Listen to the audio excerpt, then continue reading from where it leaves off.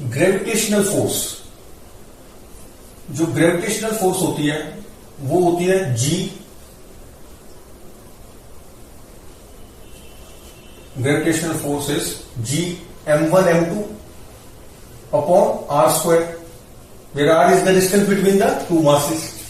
This is called gravitational constant, universal gravitational constant. इसको क्या बोलते हैं? Universal gravitational constant. और एक होती है इलेक्ट्रोस्टैटिक फोर्स, इसको बोलते हैं के. ये होता है electrostatic constant. Q1 Q2 upon r square. यहां पर ये पॉइंट चार्जेस हैं, ये पॉइंट मासेस थे. This is distance between two point masses and this is distance between two charges Q1 and two point charges Q1 and Q2. ये electrostatic constant बोलते हैं इसको, यूनिवर्सल इलेक्ट्रोस्टैटिक कांस्टेंट नहीं बोलते. क्यों? क्योंकि इसकी वैल्यू जो है डिपेंड होती है किस मीडियम में दो charge point charges are interacting. मान लो एयर में इंटरेक्ट कर रहे हैं Q1 and Q2. For air and vacuum,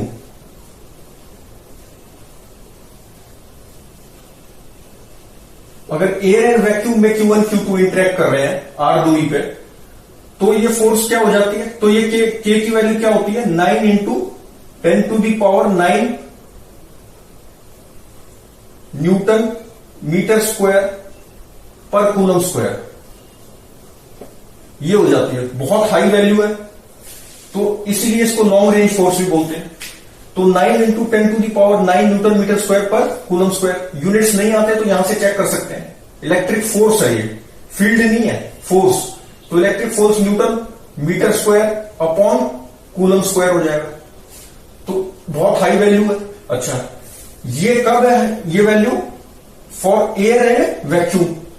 अब अगर कोई मीडियम आ जाता है Q1 एंड Q2 के बीच में, कुछ मीडियम है, मान लो ऑयल है, तो यहां पर क्या हो जाएगी? ये फोर्स, इलेक्ट्रिक फोर्स क्या हो जाएगी? इलेक्ट्रिक फोर्स अब क्या हो जाएगी? अब ये K नहीं रहेगा. पहले एक चीज और देखो, ये K किसके इक्वल होता है? This K is equal to 1 upon 4 pi epsilon naught. K की वैल्यू क्या होती है? 1 अपॉन 4 पाई एप्सिलॉन नॉट. और ये इक्वल टू क्या है? इन एयर, ये एयर में लिख रहा हूं मैं.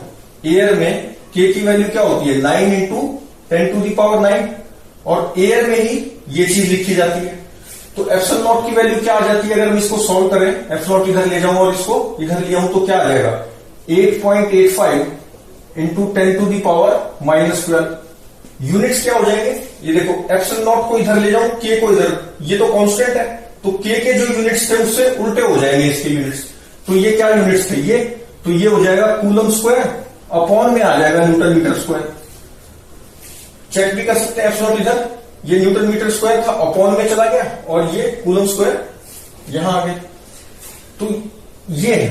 अच्छा, ये वैल्यू याद होनी चाहिए. एक बार क्वेश्चन क्या आ गया था पेपर में, IIT में एक क्वेश्चन एक बार आ गया था कि किसी चार्ज की वैल्यू जो है Q1 मान लो ये दे रखा था 8.85 इंटू 10⁻⁻12. तो अब ये मत सोचना कि ये वैल्यू कैसे हो सकती है. Q1 कोई भी चार्ज की वैल्यू तो इंटीग्रल मल्टीपल ऑफ 1.6 इंटू 10⁻⁻19 में ही होगी. तो ये तो करेक्ट है ही, वो तो होगी. तो ये भी इंटीजर वैल्यूज है. मतलब इस वैल्यू को देख के ये ना समझो कि इंटीजर नहीं है. इस वैल्यू का ये इंटीग्रल वैल्यू है. अगर इसको डिवाइड करेंगे हम 1.6 इंटू 10⁻⁻19 से, तो इंटीजर ही आएगा. ये कैसे आएगा? 1.6 से करेंगे तो ये एक इंटीजर वैल्यू है, कैलकुलेट करके देख सकते हैं. और ये इन 2 में क्या हो जाएगा? 10⁻7 हो जाएगा, और ये इंटीजर आएगा. तो ये इंटीग्रल वैल्यू ही है. तो ये अगर वैल्यू पता होगी तो हम कैंसिल कर सकते थे. तो ये वैल्यू लर्न होनी चाहिए. अच्छा, तो ये आ गया. ये चीज है हमारा एयर में. अब अगर एयर में नहीं है, मान लो ऑयल में है, तो इलेक्ट्रिक फील्ड कैसे लिखेंगे? इलेक्ट्रिक फोर्स, इसको फोर्स लिख देता हूं, फील्ड से कई बार मिसमैच हो जाता है. तो इलेक्ट्रिक फोर्स क्या लिखेंगे? अब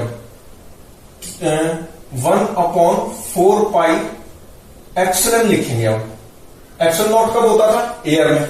अब क्या लिखेंगे, epsilon Q1 Q2 upon r square. और एप्सिलन की क्या मीनिंग है, epsilon is equal to epsilon naught into epsilon r होता है। तो एप्सिलन आर क्या हो जाता है, दिस, इसको लिख सकते हैं, ये क्या है, epsilon r is epsilon upon epsilon naught. अच्छा, एप्सिलन नॉट को मैंने बताया नहीं क्या बोलते हैं, इसको बोलते हैं permittivity of free space. This is called permittivity of free space. Free space में परमिटिविटी, कितना परमिट कर रहा है ये इंटरेक्शन, तो परमिटिविटी ऑफ फ्री स्पेस होता है। और इसकी वैल्यू क्या है, ये। अच्छा, ये क्या होता है, relative permittivity of medium. Relative permittivity in medium, जब किसी मीडियम में होगा तो उसकी रिलेटिव परमिटिविटी। इसी चीज को डाइलेक्ट्रिक कांस्टेंट भी बोल देते हैं, डाइलेक्ट्रिक कांस्टेंट। और इसको रिप्रेजेंट करते हैं कई जगह के से। तो कंफ्यूज नहीं होना कि ये डाइलेक्ट्रिक कांस्टेंट और ये अलग अलग चीजें हैं। ये वाला के और ये डाइलेक्ट्रिक कांस्टेंट जो कि एप्सिलन आर से डिनोट करते हैं हम। एप्सिलन आर जो होता है वो होता है डाइलेक्ट्रिक कांस्टेंट, लेकिन कई जगह एप्सिलन आर को क्या लिख देते हैं, के से रिप्रेजेंट करते हैं। है दोनों अलग अलग चीजें। ये के क्या है, रिलेटिव परमिटिविटी इन मीडियम।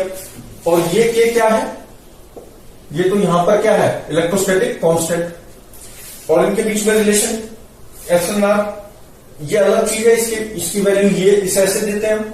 अच्छा, मीडियम में फिर ये के चेंज हो जाएगा।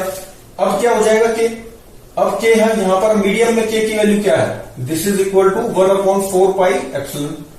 अच्छा, एप्सिलन को क्या लिख सकते हैं, इसी चीज को क्या लिख सकते हैं, एप्सिलन की जगह मैं एप्सिलन, इसी चीज को इलेक्ट्रिक फोर्स को क्या लिख सकता हूं, 1/4 पाई एप्सिलन को क्या लिख दूं, एप्सिलन नॉट इंटू एप्सिलन। क्योंकि ये देखो, एप्सिलन को क्या लिख सकते हैं, epsilon r into epsilon r. और ये Q1 Q2 और अपॉन आर स्क्वायर, ऐसे कैसा। तो इसका मतलब ये क्या हो गया, जो फोर्स इन एयर या वैक्यूम थी, एयर और वैक्यूम में जो फोर्स थी वो अपॉन एप्सिलन आर आ गया। Epsilon r is dimensionless quantity, इसकी कोई डायमेंशन नहीं है। क्योंकि ये जो एप्सिलन है यहां से निकालेंगे तो ये यही वाली डायमेंशन होगी। एप्सिलन की भी क्या डायमेंशन है, जो एप्सिलन नॉट की है। तो डायमेंशन इसकी भी सेम, इसकी भी सेम। तो ये क्या कांस्टेंट मिल गया, तभी तो डाइलेक्ट्रिक कांस्टेंट बोला गया। तो इसकी कोई डायमेंशन नहीं है, दिस इज डायमेंशनलेस क्वांटिटी। ये तो कोई एक नंबर होगा, न्यूमेरिकल वैल्यू है। और ये जो है अब अपॉन में आया, ग्रेटर देन 1 वैल्यू होती है इसकी। एप्सिलन आर की क्या होती है, ग्रेटर देन 1 वैल्यू होती है फॉर मीडियम। तो ये इन मीडियम फोर्स हमारी क्या होगी, रिड्यूस होगी। F air upon epsilon are आ गया ना किसी भी मीडियम में, और ये ग्रेटर देन 1 है। तो इसका मतलब किसी भी मीडियम में फोर्स जो है वो force of interaction between two charges same distance r पे, एयर में या वैक्यूम में हो और मीडियम में हो, तो मीडियम वाली फोर्स गेट रिड्यूस्ड। तो maximum force of interaction between two charges क्या हो सकती है, 2 point charges. Maximum force of interaction is when they are in air और वैक्यूम। मीडियम में जैसे ही आएंगे तो ये डिक्रीज हो जाएगी फोर्स ऑफ इंटरेक्शन। और यूनिवर्सल क्यों नहीं बोलते, क्योंकि ये मीडियम डिपेंडेंट क्वांटिटी है। अच्छा, एप्सिलन नॉट को क्या बोलते हैं, परमिटिविटी इन फ्री स्पेस। और एप्सिलन आर को क्या बोलते हैं, रिलेटिव परमिटिविटी इन मीडियम। और किसी मीडियम में लिखते हैं तो ये फोर्स लिखी जाती है 1/4 पाई एप्सिलन। और एप्सिलन किसके इक्वल है, epsilon naught into epsilon r. Epsilon r is dimensionless quantity. Units ये हैं, ये वैल्यू लर्न होनी चाहिए। अच्छा, एक क्वेश्चन करते हैं जिसमें डाइलेक्ट्रिक कांस्टेंट निकालते हैं। डाइलेक्ट्रिक कांस्टेंट कैसे निकालेंगे, एक प्रॉब्लम है जिसमें डाइलेक्ट्रिक कांस्टेंट पूछ लिया। ये 2 चार्जेस थे, आइडेंटिकली चार्ज पार्टिकल्स थे, M1 और M2। M है, दोनों का मास के आइडेंटिकल है, तो सेम मास है, सेम इनकी ज्योमेट्रिकल डायमेंशन, मतलब रेडियस वगैरह सब सेम। तो ये M है तो ये भी M है। और ये गिवन है कि अच्छा, इनका जो मास है, ये जो इसकी डेंसिटी है, मास नहीं दे रखा, आइडेंटिकल बोल के इनकी डेंसिटी दे दी ρ b। और बोल दिया कि इक्विलिब्रियम में ये एक दूसरे के साथ 30 डिग्री एंगल बना रहे हैं, दिस एंगल इज 30 डिग्री। ठीक, फिर क्या किया, कि इसको एक लिक्विड में ड्रॉप कर, इन दोनों मासेस को लिक्विड में डाल दिया, किसी लिक्विड में। अभी भी 30 डिग्री बना रहे हैं। सेकंड सिचुएशन में क्या किया,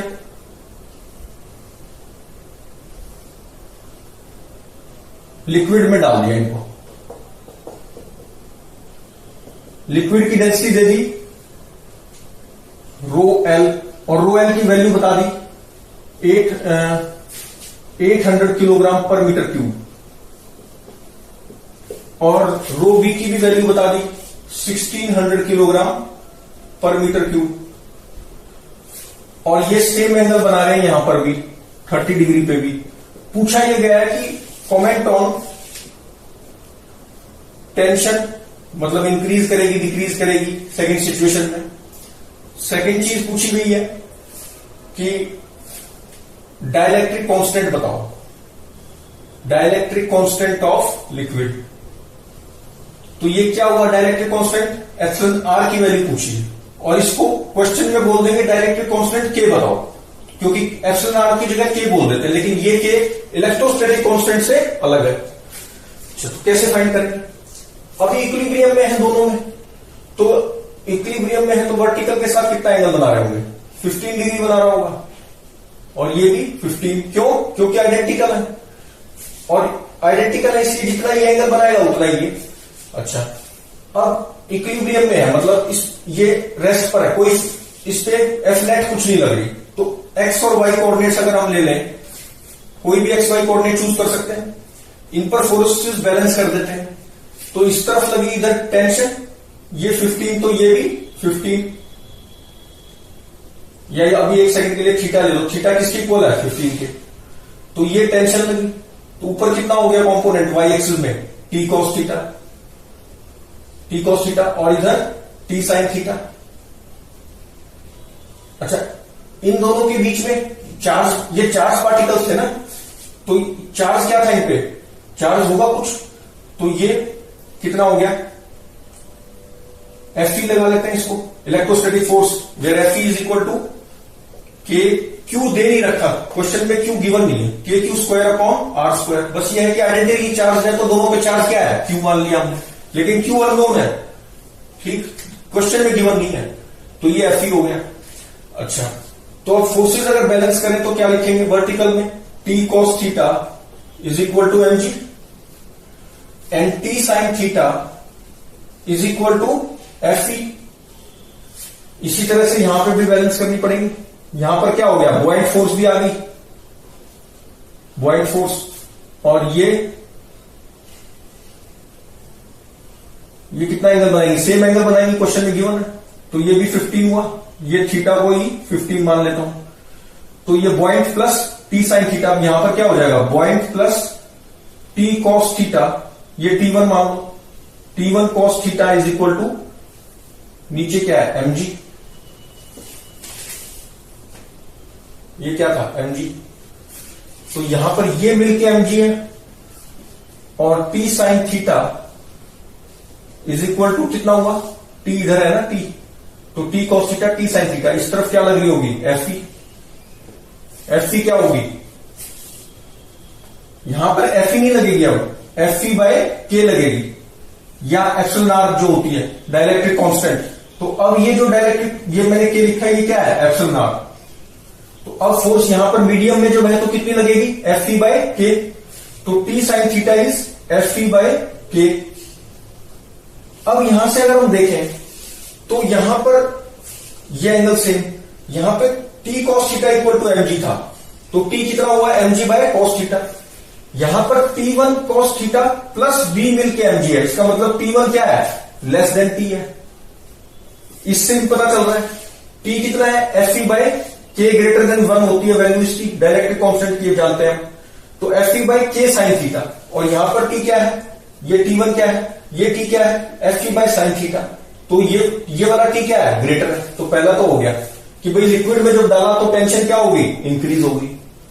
अब बताना है के, तो अब इसको डिवाइड कर दिया तो क्या मिलेगा, tan theta is equal to, dividing ये 1 है, ये 2 है, तो डिवाइडिंग 2 बाय 1, तो टेन थीटा मिल गया Fe अपॉन mg, अच्छा, यहां भी डिवाइड कर दो, लेकिन इसको थोड़ा सा चेंज कर लो ताकि T1 कैंसिल हो जाए। तो B को उधर ले जाओ, तो mg माइनस B हो गया, ये हो गया 1, ये हो गया 2।